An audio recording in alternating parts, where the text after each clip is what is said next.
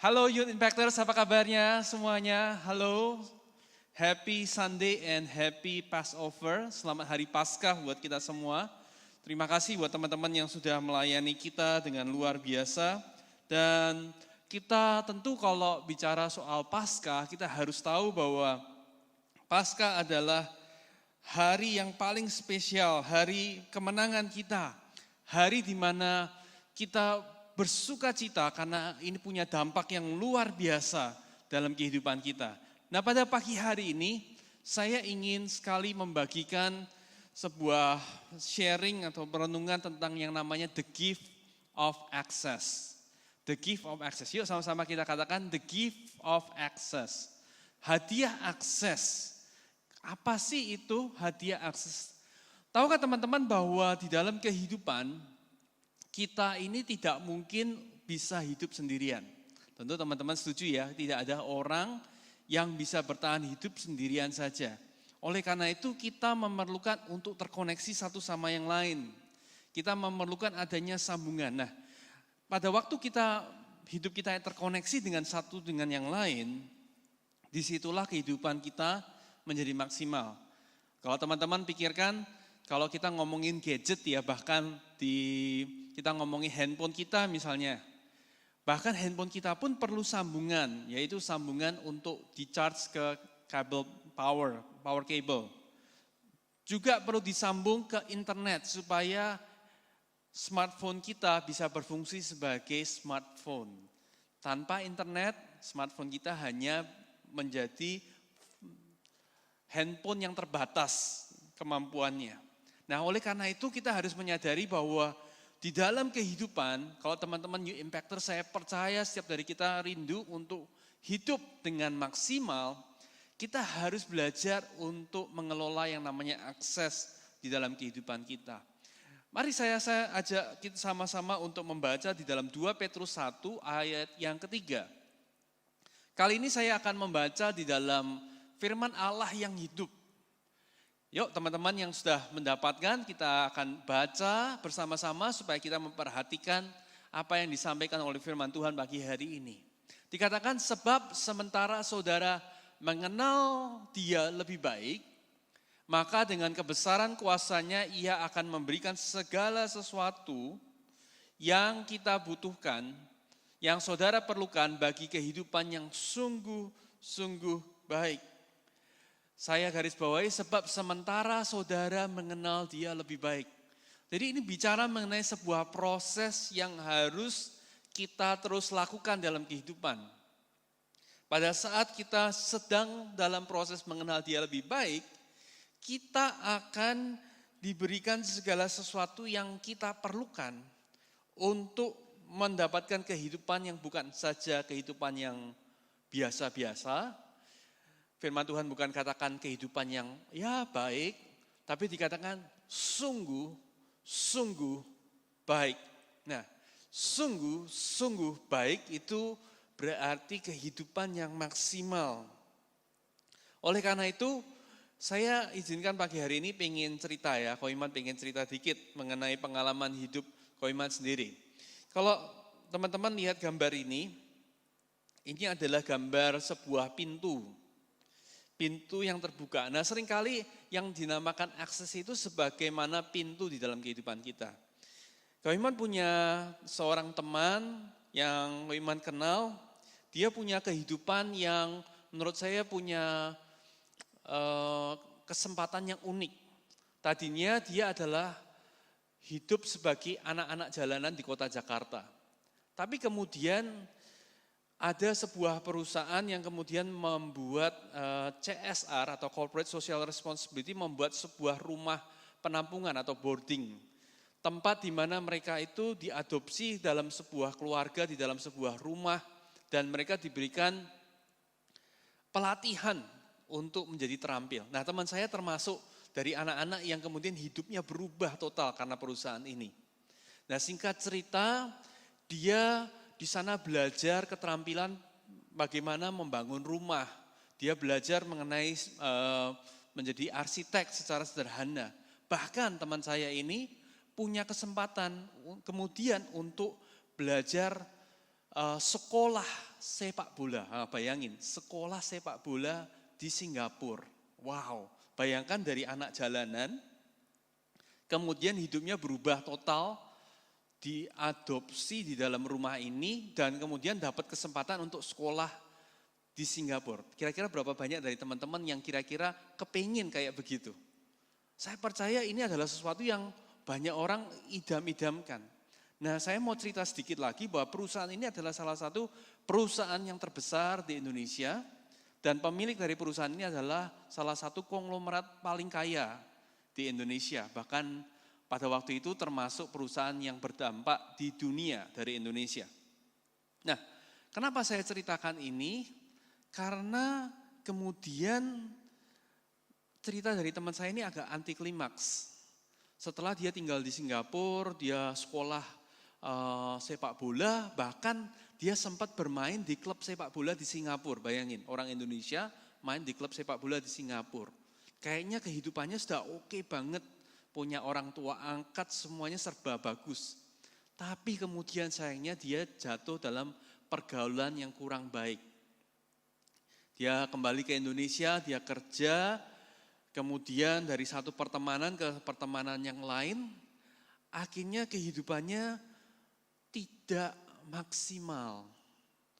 Padahal kalau dia cerita, pada waktu dia ada di dalam rumah ini, yang disponsori oleh satu perusahaan besar di Indonesia, dia punya akses, ya. Kata akses di sini adalah dia punya pintu kesempatan untuk dia bahkan boleh main ke rumah dari ownernya. Bayangin, ya, perusahaan yang paling besar termasuk orang paling kaya di Indonesia, dan dia bisa main ke rumah orang tersebut. Saya percaya kalau kita ngomongin akses, sebetulnya ini aksesnya sudah dibuka begitu lebar untuk hidupnya bisa berhasil.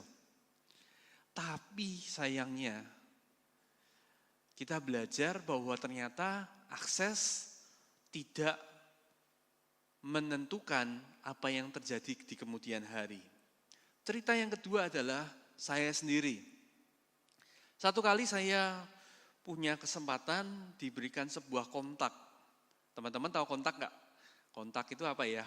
Nomor handphone, ya, nomor WA, nomor dari seseorang pengusaha diaspora yang berhasil. Apa sih diaspora? Diaspora adalah orang Indonesia, warga negara Indonesia yang hidup di luar negeri. Nah, saya pada awalnya senang sekali karena saya pikir saya dapat mentor yang bagus banget, orang yang berhasil, sukses dalam kehidupan. Nah, apa yang terjadi ketika saya dapat kontaknya, saya begitu senang, saya kontak dia.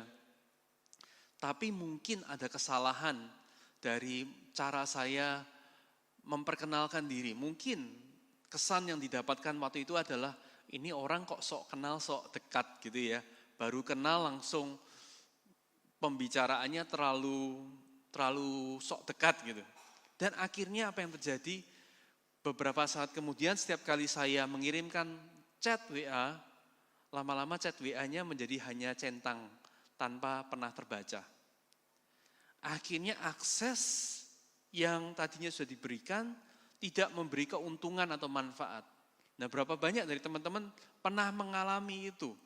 Mungkin Anda saking semangatnya dikenalin sama seseorang atau idola Anda atau seorang YouTuber idola Anda begitu semangat kontak dia, dikasih akses. Tapi akhirnya pada waktu setiap kali Anda kontak, nggak pernah dibaca atau dibacanya telat banget. Dari cerita yang pertama, teman saya bercerita begini, kok aneh ya dia mengeluh. Kenapa ya ada orang-orang kalau saya kontak, dia nggak balas-balas. Padahal orang yang sama, saya kontak dan dia langsung balas dengan cepat. Nah, pernahkah teman-teman ngalami seperti itu? Nah, pagi hari ini kita akan belajar ya, apa sih the gift of access itu?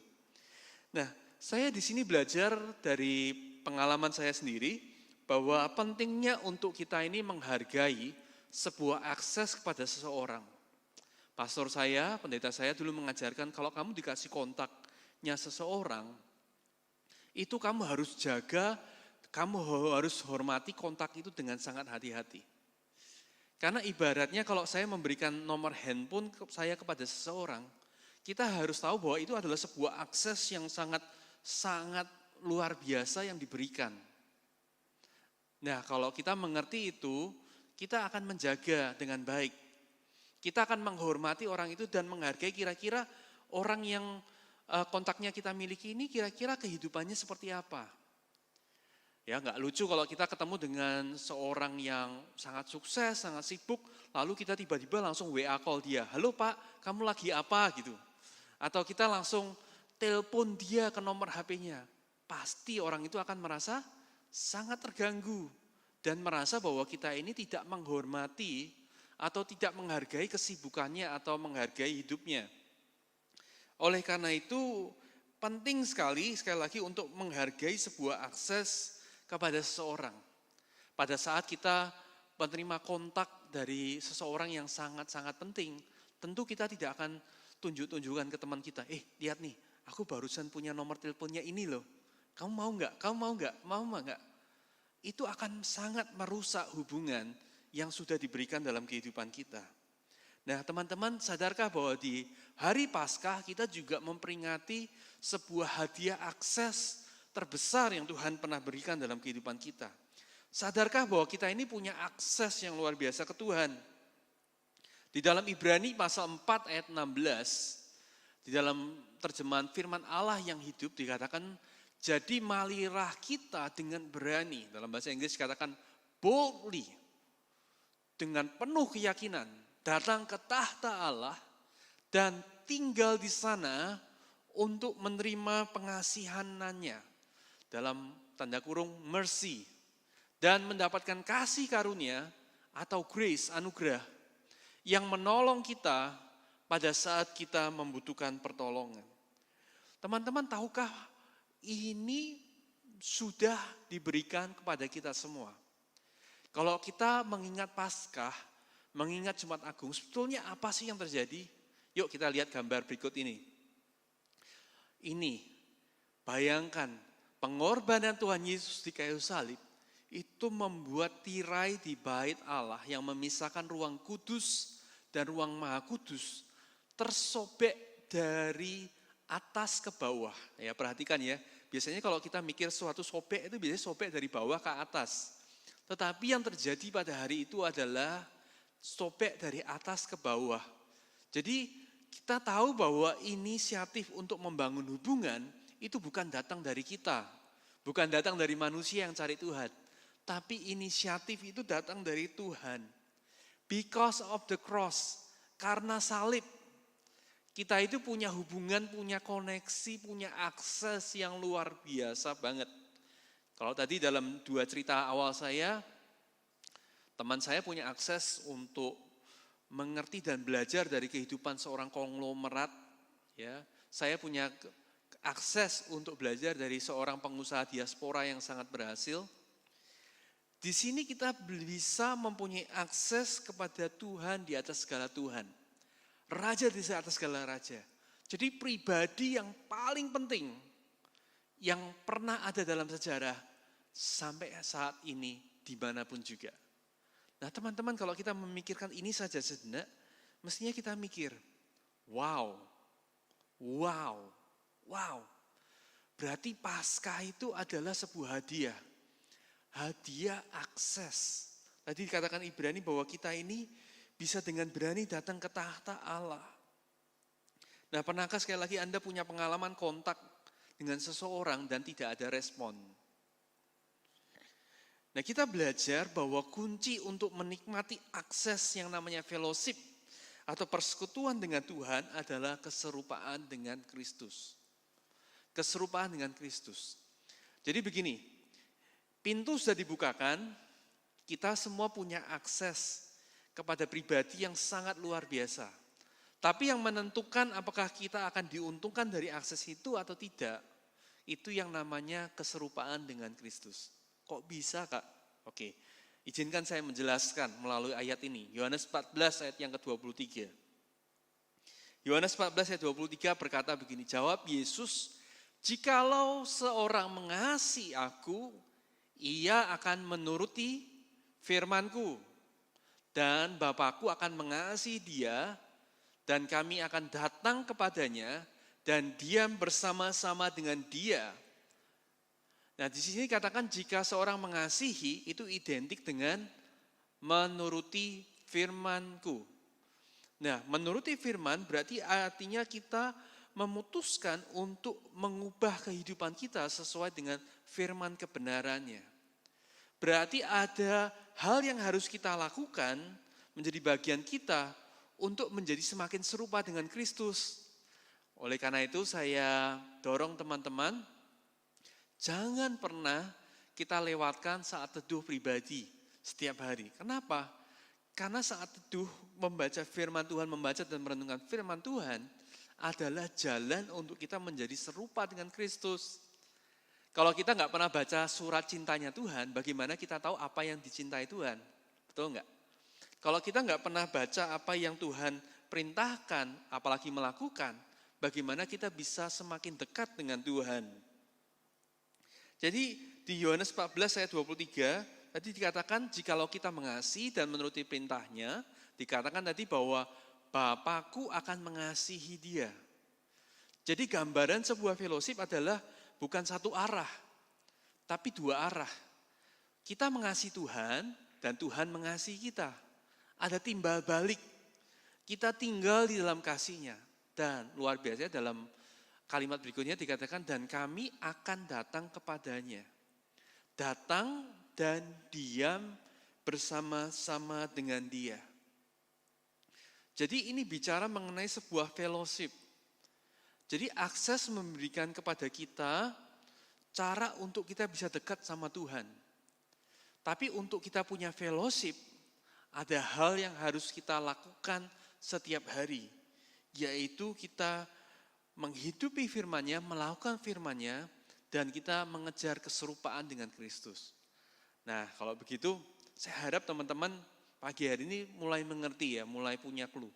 Kalau ikut Tuhan kan katanya harus menyangkal diri, harus memikul salib, baru mengikut Dia. Nah, kenapa kok harus memikul salib? Salib bicara mengenai kematian. Salib itu bicara mengenai hukuman yang paling berat pada zaman itu. Salib itu berarti penyangkalan diri. Pada saat kita menyangkal diri kita dan kita mau hidup seturut dengan firman Tuhan, kita sebetulnya sedang memutuskan untuk menjadi semakin serupa dengan Kristus.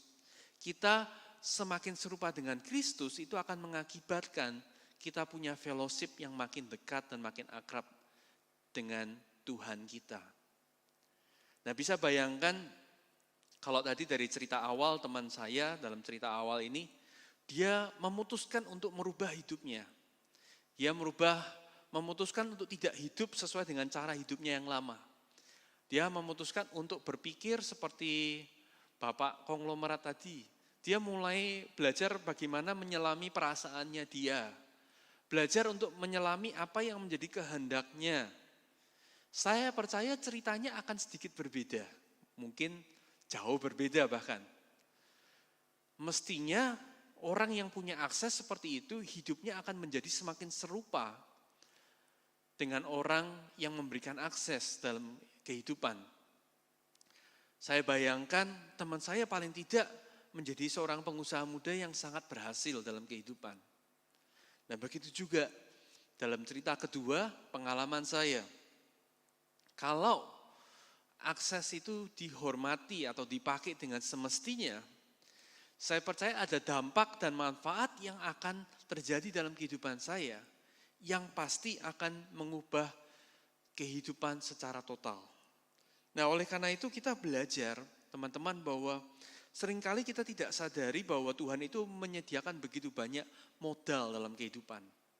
Saya katakan modal karena apa? Karena itu adalah bahan dasar. Artinya harus diolah terlebih dahulu. Seringkali dalam kehidupan kita menghendaki Tuhan, aku pengen berkat ini, berkat ini. Tapi seringkali pada waktu kita minta kue, Tuhan kasih tepung terigu. Tuhan kasih gula, Tuhan kasih telurnya. Artinya bahan dasar resepnya yang harus kita olah untuk kemudian kita mendapatkan berkatnya. Pertolongan Tuhan dalam kehidupan kita. Nah, salah satu yang terbesar, teman-teman, percayalah bahwa itu adalah namanya akses. Dengan terhubung dengan orang yang benar, hidup Anda akan mengalami perubahan yang luar biasa. Dan pribadi pagi hari ini yang paling penting dalam kehidupan kita, yang harusnya kita terhubung, adalah pribadi Tuhan Yesus. Oleh karena itu, pagi hari ini saya ingin ingatkan, saya percaya teman-teman sudah tahu, tapi saya ingin ingatkan, bahwa kita bisa saja mempunyai akses ke orang terhebat di dalam sejarah, bahkan dimanapun di dunia ini. Tetapi kalau kita tidak kemudian hidup dalam fellowship, tidak mengubah hidup kita menjadi semakin serupa, akses yang sudah diberikan dalam kehidupan kita akan menjadi percuma. Akan menjadi hal yang sia-sia.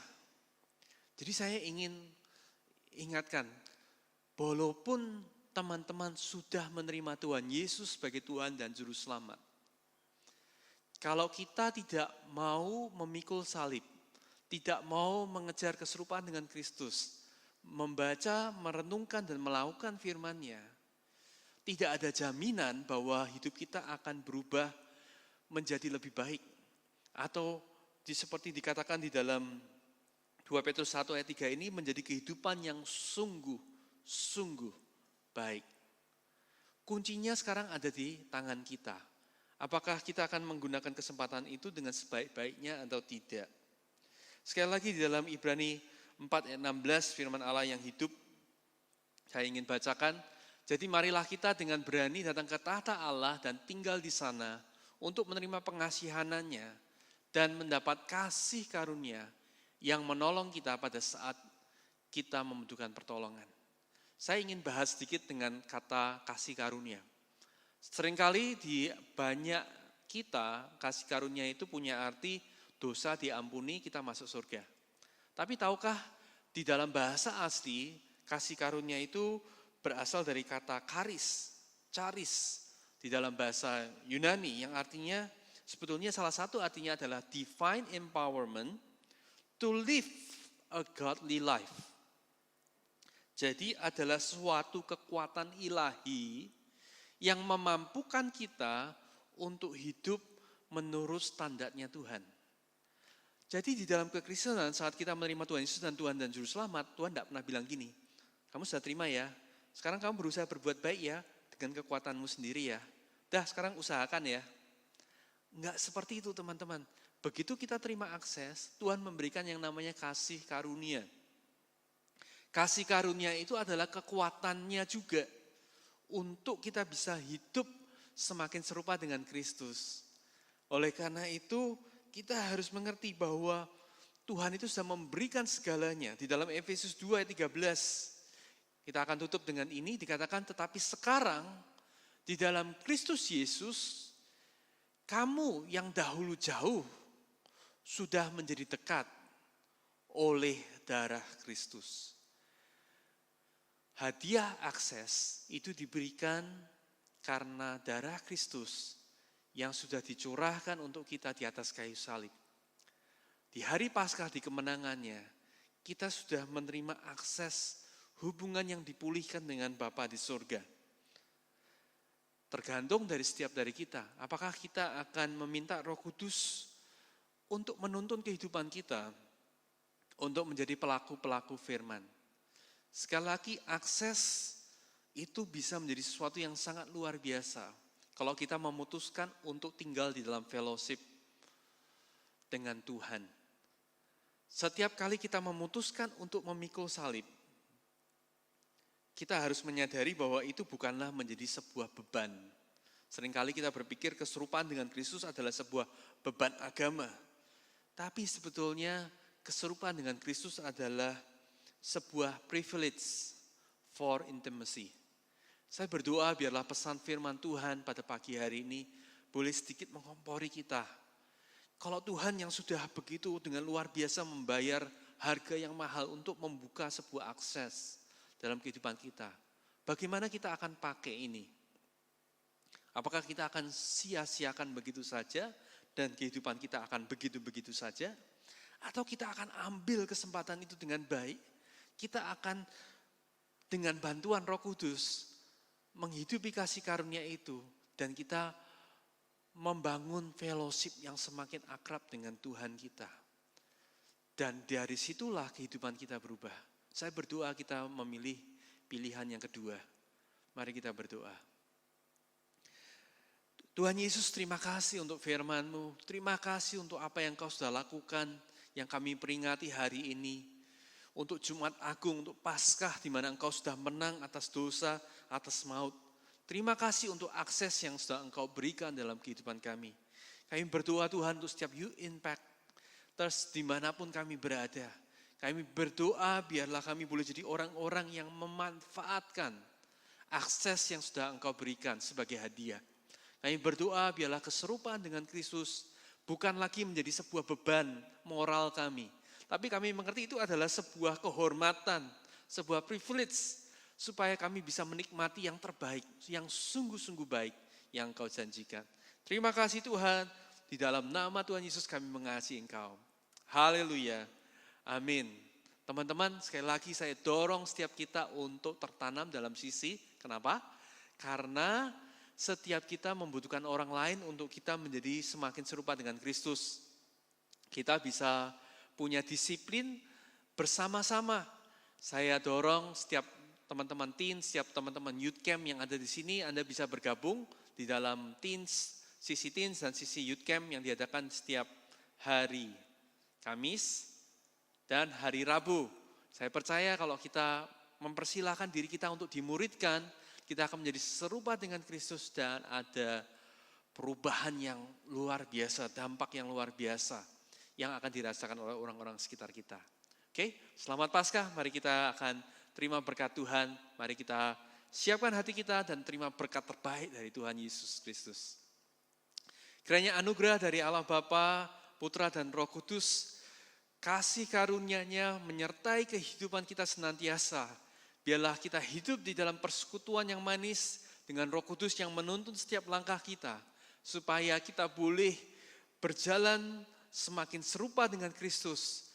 Dan dalam setiap keputusan, setiap hal dalam sekolah, di dalam pekerjaan, boleh ambil keputusan-keputusan yang berkenan di hati Tuhan.